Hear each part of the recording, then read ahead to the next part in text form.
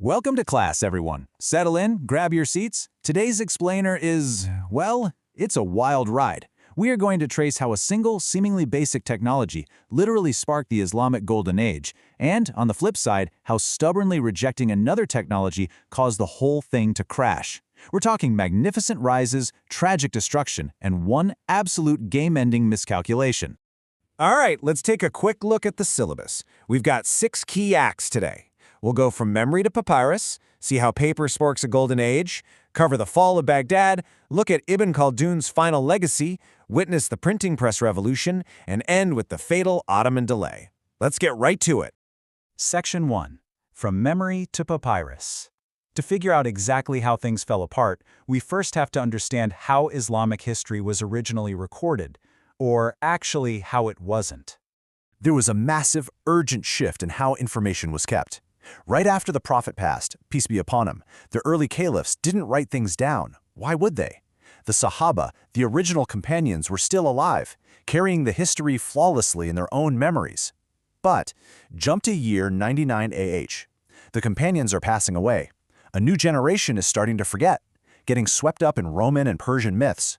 Recognizing this as a dangerous drift, Caliph Umar bin Abdul Aziz essentially hits the panic button and orders scholars to officially write down the history for the very first time. So we progress from an absolute reliance on human memory to step 2, the incredibly tedious process of tying fragile little papyrus leaves together. This was wildly expensive and just completely inefficient. Going from that nightmare straight into step 3, direct mass manufacturing, is what truly changed the world. Which brings us to section 2. Paper sparks a golden age. Now, the catalyst for this era is actually a pretty unexpected geopolitical twist. All right, pop quiz. Let's see who actually did the reading. From which distant empire did the Muslims suddenly learn how to manufacture paper? Anyone? It was China. In a massive battle, the Abbasid army captured Chinese soldiers, and some of them were artisans holding the heavily guarded secret of making paper. Boom. Overnight, a revolutionary tech changes hands. Armed with this secret, the Abbasid Caliph al-Mansur builds a new capital, Baghdad, and inside it, the magnificent Beit al-Hikmah, the House of Wisdom. This wasn't just a local library. He brought in global scholars and basically said, write down the history of the entire world, from the beginning of time. It became the absolute, undisputed epicenter of human knowledge. But the real explosion happens under Harun al-Rashid. He perfectly demonstrates the power of scaling a technology. He didn't just make paper, he industrialized it. Picture this, massive water-powered factories rhythmically churning away, producing thousands of sheets every single day. It was so incredibly efficient that Europe wouldn't catch up to this level of production for another 300 years. This sheer abundance of paper meant books could be copied rapidly, officially sparking the Islamic Golden Age. Section 3. The Fall of Baghdad. Look, History 101 teaches us that every golden age eventually faces its twilight, but Baghdad's, it was brutal and completely self-inflicted. Over time, the intellectual rigor just started to decay. The mighty Mongol army is literally marching toward their borders, ready to conquer the city. And what are the scholars doing? They are totally distracted. Instead of preparing defenses or advancing science, they're sitting around debating exactly how many angels can fit on the head of a needle, arguing over what specific kind of bread Jesus ate, and violently deepening their own sectarian divides. That distraction cost them everything. When the Mongols breached the walls, the destruction was absolute. The House of Wisdom was totally decimated. It's recorded that the river in Baghdad literally ran red with the blood of the fallen, and then, for days, it ran black with the ink of thousands upon thousands of destroyed books thrown into the water. Those massive paper factories that fueled the empire burned to the ground. 400 years of progress just washed away.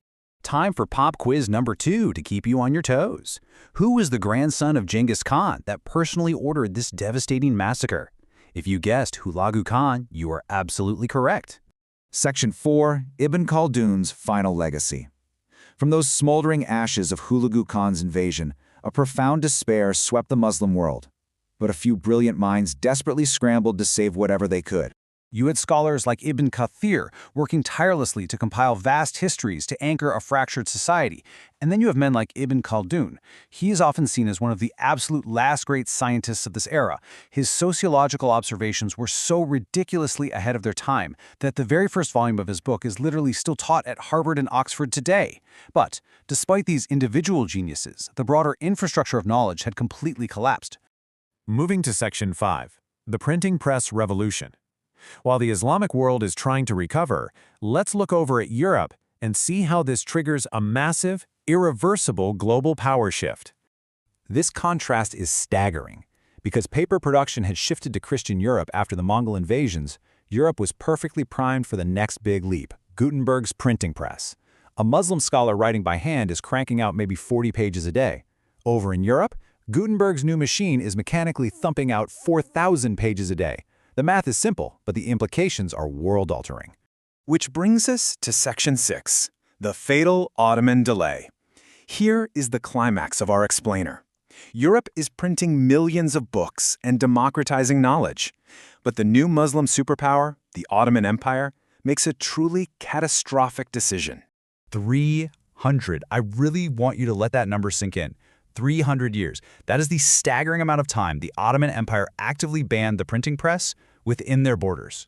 Why on earth would they do that? Well, religious and political leaders argued it was a Christian invention and therefore forbidden. They romanticized the past, claiming knowledge should only come from a pen, not a machine. But let's be real. The elite were absolutely terrified of what would happen to their own authority if every ordinary, everyday person suddenly had cheap, easy access to books.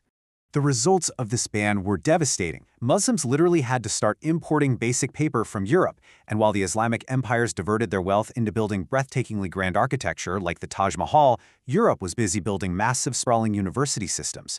Global scientific dominance officially flipped. The era of Ibn Khaldun ended, and the era of Leonardo da Vinci, Galileo, and Isaac Newton began.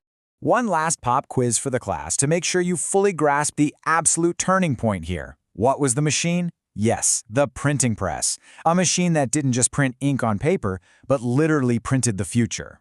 3 long centuries later, the Ottomans finally realized their massive blunder and built their own printing press. But the damage was already done. The intellectual gap had widened into a chasm that was completely impossible to close. They traded the factory for the pen out of fear and pride, and in doing so, essentially handed the intellectual future over to Europe. Which brings us to right now. History isn't just about the past, guys. It's a mirror for the present. Look at this final question. If the rejection of just one single technology caused an entire empire to fall behind for centuries, what modern technology are we dangerously ignoring or perhaps irrationally fearing today? Think deeply about that. Class dismissed. I will see you all at our next lecture.